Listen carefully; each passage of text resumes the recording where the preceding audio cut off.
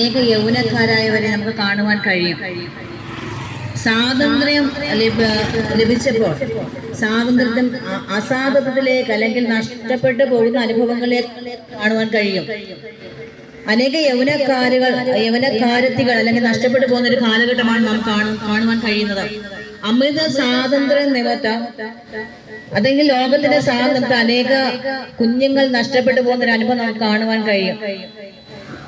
തിരുവചനത്തിൽ ഇങ്ങനെ വചനമുണ്ട്: സ്വാതന്ത്ര്യത്തിനായി ക്രിസ്തു നമ്മെ സ്വതന്ത്രമാക്കി, ഇനിയും അടിമ നുഖത്തിൽ കുടുങ്ങി പോകരുത്. അടിമ നുഖം എന്ന് പറയുമ്പോൾ അതിന് നമ്മളെ അടിമത്തത്തിലേക്ക് കൊണ്ടുപോകുന്ന ഒരു നുഖം, നമ്മുടെ മേൽ ഭാരമാക്കി വെച്ചിരിക്കുന്ന ഒരു നുഖം. എന്നാൽ ഈ നുഖം പറയുന്ന ഒരു കാര്യം എന്ന് പറയുന്നത്, നുഖം എന്ന് പറഞ്ഞാൽ അല്ലെങ്കിൽ ഇരുട്ടിന്റെ ശക്തിയുടെ ഒരു നുഖത്തെ കുറിച്ച് ഇവിടെ പറയുവാനുണ്ട്. പക്ഷെ നമുക്ക് മറ്റൊരു തിരുവചനം കാണുവാൻ കഴിയുന്നത്, യേശുവിന്റെ ചുമട് ലഘുവും അവന്റെ മുഖം മൃദുവും എന്നാണ് പറയുന്നത്. അപ്പൊ നമ്മുടെ മുഖം എന്ന് പറയുന്നത് നമുക്ക് വഹിക്കുവാൻ കഴിയാത്ത ഭാരം നമ്മുടെ ചുമടിൽ നമ്മുടെ എടുത്തു വെച്ചിട്ട് ഈ ഭാരം നമുക്ക് ഒന്ന് തല ഉയർത്തുവാൻ കഴിയാതെ ഇരിക്കുന്ന ഒരു അനുഭവം എല്ലാ വ്യക്തികളുടെയും ജീവിതത്തിലുണ്ട്. ഒരുപക്ഷെ കുടുംബത്തിന്റെ ഭാരമായിരിക്കാം, അല്ലെങ്കിൽ കുഞ്ഞുങ്ങളെ വിഷയത്തെക്കുറിച്ച് ആയിരിക്കാം, കുടുംബജീവിതമായിരിക്കാം, എല്ലാം ഉണ്ടായിട്ടും വല്ലാതെ മാനസികമായ സമ്മർദ്ദങ്ങൾ അനുഭവിക്കുന്ന കുടുംബങ്ങൾ നമുക്ക് കാണുവാൻ കഴിയും, വ്യക്തികളെ കാണുവാൻ കഴിയും. വിദ്യാഭ്യാസത്തെ കുറിച്ച് അല്ലെങ്കിൽ പരീക്ഷയെ കുറിച്ചുള്ള ഭാരത്തിൽ പരീക്ഷ ജയിക്കുമോ എന്ന് ചിന്തിച്ച് ആത്മഹത്യയെ നമുക്ക് കാണുവാൻ കഴിയും. കുടുംബജീവിതത്തിൽ സന്തോഷം അനുഭവിക്കാൻ കഴിയാതെ ഭാരപ്പെടുമ്പോൾ അതൊരു ആത്മഹത്യയിലേക്ക് നയിക്കുന്ന നമുക്ക് കാണുവാൻ കഴിയും. ഏത് ചിന്തയിലൂടെ അല്ലെ ഏത് വിഷാദത്തിലൂടെ കടന്നു പോയാലും പലപ്പോഴും ആത്മഹത്യയെ ആശ്രയിക്കുന്ന ഒരു മനോഭാവം നമുക്ക് കാണുവാൻ കഴിയും. എന്നാൽ പ്രിയപ്പെട്ടവരെ, എനിക്ക് ഇന്നത്തെ ഈ സുവിശേഷത്തിൽ പറയുവാൻ കഴിയുന്നത്, ഏത് ഭാരത്തെയും ചുമക്കുവാൻ കഴിയുന്ന ഒരുവനെ കുറിച്ചാണ് ഇവിടെ ഞങ്ങൾ പരിചയപ്പെടുത്തുന്നത്. അധ്വാനിക്കുന്നതിന് ഭാരം ചുമക്കുന്നതിനുമായുള്ളവരെ എന്റെ അടുക്കൽ വരുവിൻ, ഞാൻ നിങ്ങളെ ആശ്വസിപ്പിക്കാമെന്ന അള്ളി ചെയ്തവനെ കുറിച്ചാണ് ഇന്ന് ഞങ്ങൾ സംസാരിക്കുന്നത്. നിങ്ങളുടെ ഭാരം എത്ര തന്നെ വലുതാണെങ്കിലും, ഏത് ഭാരമാണെങ്കിലും നിങ്ങളുടെ ഭാരങ്ങളെ വഹിക്കുവാൻ കഴിയുന്ന ഒരുവനുണ്ട്.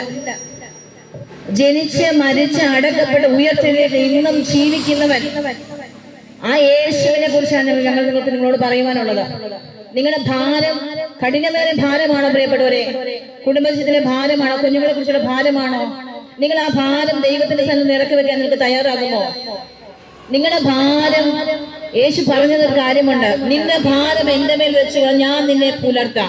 നിങ്ങളെ പുലർത്തുന്ന ഒരു ദൈവമുണ്ട്, ജീവിക്കുന്ന ഒരു ദൈവമുണ്ട്, ഒരു സത്യ ദൈവമുണ്ട്. ഏത് മനുഷ്യനെയും ആശ്വസിപ്പിക്കാൻ കഴിയുന്ന, ഏത് മനുഷ്യന്റെ അവസ്ഥകൾക്ക് വ്യത്യാസം വരുവാൻ കഴിയുന്ന, മനുഷ്യന്റെ ഭാരങ്ങളെ എടുത്തു മാറ്റുന്ന, വിവേചനം കൂടാതെ എല്ലാവരെയും ഒരുപോലെ സ്നേഹിക്കുവാൻ കഴിയുന്ന ഒരു ദൈവമുണ്ട്, സത്യദൈവം, ജീവിക്കുന്ന ദൈവം, മരിച്ചുയർത്തെഴുന്നേറ്റ് ഇന്നും ജീവിക്കുന്ന ഒരു ദൈവം. നമുക്ക് ഇസ്രായേൽ എന്ന് പറയുന്ന ദേശത്തെ നമുക്കറിയാം, യേശു ജനിച്ചത് ഇസ്രായേലിലാണല്ലോ. അപ്പം യേശു ജനിച്ച് ജീവിച്ച് മരിച്ച ഒരു, യേശുവിനെ അടക്കിയ ഒരു സ്ഥലത്തെ കുറിച്ച് നമുക്ക് കാണുവാൻ കഴിയും. ഇന്ന് അനേക ആൾക്കാർ അവിടെ പോയിട്ട് എന്ത് വെച്ചാൽ ആ ഒരു കാര്യങ്ങൾ കാണാൻ പോകുന്നുണ്ട്. പക്ഷേ നിങ്ങൾക്ക് അവിടെ പോവുകയാണ്, യേശുവിനെ അടക്കിയ കല്ലറ ഇന്നും തുറന്നു കിടപ്പുണ്ട്. അതിനകത്ത് പറയുന്ന ഒരു കാര്യമുണ്ട്, അവൻ ഇവിടെ ഇല്ല, ഉയർത്തെഴുന്നേറ്റിരിക്കുന്നു. അപ്പൊ ഇന്ന് ഞങ്ങൾ പ്രസംഗിക്കുന്ന ഈ ദൈവം ഉയർത്തെഴുന്നേറ്റ് നമ്മുടെ ശബ്ദങ്ങളെ കേൾക്കുന്ന, നമ്മെ കാണുന്ന, നമ്മെ അറിയുന്ന, നമ്മുടെ കുടുംബത്തിനുള്ള പലപ്പോഴും നമ്മളെ അറിയത്തില്ല, നമ്മുടെ ഒരുപക്ഷെ ഭർത്താവ് നമ്മളെ അറിയത്തില്ല, ഭാര്യയ്ക്ക് നമ്മളെ അറിയത്തില്ല. രാവിലെ മുതൽ അധ്വാനിച്ച് കഷ്ടപ്പെട്ട് ഭവനത്തിലേക്ക് ചെല്ലുമ്പോൾ അനേക സംസാര നിമിത്തം നമ്മുടെ മനസ്സിനെ മടുപ്പിച്ച് കളയുന്ന ഒരു അനുഭവങ്ങൾ നമുക്ക് കാണുവാൻ കഴിയുന്നില്ല പ്രിയപ്പെട്ടവരെ. ഒരുപക്ഷെ പഠിച്ച് നല്ല വിദ്യാഭ്യാസം ഉണ്ടായിട്ടും നല്ല ജോലി ലഭിക്കാതെ ഏതെങ്കിലും ജോലി ചെയ്ത് ജീവിതം പുലർത്തുന്നവരല്ലേ എനിക്ക് നിങ്ങളെ കുറിച്ച് പറയുവാനുള്ളൂ. നിങ്ങളുടെ അവസ്ഥകളെ മാറ്റുവാൻ, നിങ്ങളുടെ അവസ്ഥകളെ മാറ്റി നിങ്ങളെ വ്യവസ്ഥയിൽ സ്നേഹിക്കുന്ന ഒരു സമാധാനമാണ്, അവസാനമില്ലാത്ത സമാധാനമാണ്. ഒരു കാര്യം കൂടെ എനിക്ക് പറയുവാനുള്ളത്, നമ്മൾ പറയും സ്വർഗമുണ്ട് നരകമുണ്ടെന്നൊക്കെ പറയുമ്പോൾ പലപ്പോഴും പലരും പറയും അങ്ങനെയൊന്നും ഇല്ലാന്ന്. ചന്ദ്രനിൽ പോലും ഇന്ന് വസ്തു വാങ്ങിക്കുന്ന കാര്യങ്ങൾ നമ്മൾ പത്രമാധ്യമങ്ങൾ കാണുന്നെങ്കിൽ, അല്ലെങ്കിൽ അങ്ങനെ നമ്മൾ നോക്കുകയാണെങ്കിൽ ഒരു സ്വർഗമില്ല പ്രിയപ്പെട്ടവരെ. ഇത് മാത്രമല്ല, മനുഷ്യന് മരിച്ച ശേഷം ഒരു ജീവിതമുണ്ട്. അതിൽ രണ്ട് ജീവിതമുണ്ട്: നിത്യമായ നരകം, നിത്യമായ മരണം, നിത്യമായ ജീവൻ. നിങ്ങൾ തിരഞ്ഞെടുപ്പ് പോലെ ഇരിക്കും. നിങ്ങൾ പോകുന്ന വഴി നല്ല വഴിയിലേക്ക് പോകണമെങ്കിൽ, നല്ല ജീവൻ പ്രാപിക്കണമെങ്കിൽ, നിത്യമായ ജീവൻ നിങ്ങൾ പ്രാപിക്കണമെങ്കിൽ അത് വഴി സത്യം ജീവനുമായ യേശു ക്രിസ്തുവിൽ മാത്രമേ സാധ്യമാകുകയുള്ളൂ. പ്രിയപ്പെട്ടവരെ, നിങ്ങൾ ഏത് സാഹചര്യങ്ങളായാലും, ഏത് വിശ്വാസ ജീവിതത്തിലായിരുന്നാലും, ഏത് അവസ്ഥയിലൂടെ കടന്നു പോയാലും, കടുത്തവനോ വെളുത്തവനോ എന്നില്ല, പണമുള്ളവനോ പാവപ്പെട്ടവനെന്നില്ല, ഏത് മനുഷ്യനെയും ഉൾക്കൊള്ളുവാൻ കഴിയുന്ന ഒരു മനസ്സ് കർത്താവിനുണ്ട്.